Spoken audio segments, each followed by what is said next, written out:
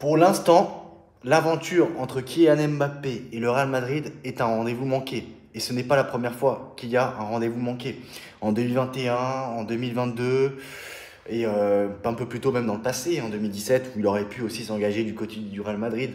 Mais il a préféré choisir le PSG, de son club de cœur, sa ville natale. Et malheureusement, il n'a pas réussi en fait à faire gagner la première Ligue des Champions de l'histoire du PSG. Et il n'a toujours pas réussi à gagner un foutu ballon d'or dans ce club. Et c'est quelque chose vraiment qui le hante, qui le marque. Et là, le PSG aujourd'hui a gagné avec des champions. Après son départ, il s'en veut. Et on sait très bien que ce mec a un ego. Alors, il y a deux options qui s'offrent à lui. Déjà, soit il reste au Real Madrid et il casse tout, mais dans ce cas-là, ça exige des sacrifices. Et Vinicius Junior peut très bien quitter le club. On ne sait pas, il a un comportement bizarre selon certains insiders du Real Madrid. Donc, je ne sais pas, l'aventure de Vinicius Junior au Real Madrid est très floue. On sait que le PSG cherche un ailier gauche. Bon, bizarrement, un ailier gauche. Pourquoi pas un ailier droit? Le PSG a plus besoin d'un ailier droit pour moi, plus qu'un ailier gauche. Donc ça, c'est quelque chose que je n'arrive pas à comprendre. Ce sont les informations qui sont sorties aujourd'hui dans la presse. Le PSG cherche aussi. Le PSG, voilà, n'a pas terminé son mercato. Le PSG compte continuer de recruter. Il faut que le PSG recrute de toute façon. Donc voilà. Donc ce que je veux dire, c'est que bon, du côté du Real Madrid, on ne sait pas vraiment ce qui va se passer. Mbappé va-t-il continuer de rester au PSG? Donc si le PSG cherche un ailier gauche, pourquoi pas que le PSG se tourne vers Mbappé? Car c'est un joueur que apprécie Luis Enrique, un joueur polyvalent qui peut jouer à la fois buteur ou ailier gauche. Et donc c'est ça. Donc en plus, il s'est excusé auprès du PSG parce que c'est vrai qu'il n'a pas eu le meilleur comportement. Voilà, donc c'est vrai que voilà, il a fait beaucoup d'histoires et tout.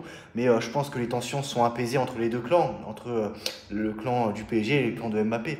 Donc je me dis, soit le PSG doit se tourner vers Vinicius Junior, soit Mbappé. Parce que maintenant, Mbappé, de toute façon, il sait que maintenant, c'est lui, c'est le PSG qui sera au-dessus de tout. Et l'institution est au-dessus de tout, selon pas mal de supporters du PSG. Donc, je pense que maintenant, le plus important ne sera pas Mbappé. Et ça, Mbappé l'a compris. Mbappé l'a compris que l'institution est le plus important.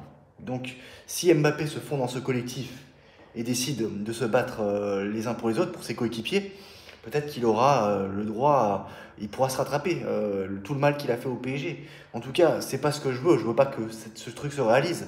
Ce sont juste des faits et ce qui se passe actuellement. Pour moi, Mbappé, je veux dire, est-ce qu'il a pris la bonne décision d'avoir quitté le PSG pour le Real Madrid? Je ne pense pas parce que le Real Madrid, je veux dire, depuis qu'il est arrivé, c'est saison blanche. Avant son arrivée, le Real Madrid gagnait tout. Il a détruit, il a bousillé Rodrigo, il a bousillé Vinicius. Donc la meilleure décision pour lui ne serait pas de retourner au PSG, un club qu'il connaît beaucoup et des supporters qui l'aiment tant, voilà, qui le connaissent bien en tout cas. Donc ça fait des merguez, des barbecues parties. Donc je me dis que les choses se passeront bien, normalement. Et bien sûr, ça vient pas de moi, c'est la logique des choses. Donc y a-t-il une logique dans ce monde? Ça, je sais pas. C'est à vous de me le dire en commentaire. Mais pour terminer ma phrase, je disais qu'il y avait deux options qui s'offraient à Monsieur Kylian Mbappé.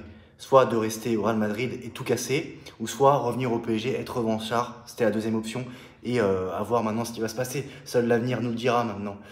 Voilà, mais je pense que de toute façon, vous avez compris le message que je voulais vous transmettre aujourd'hui.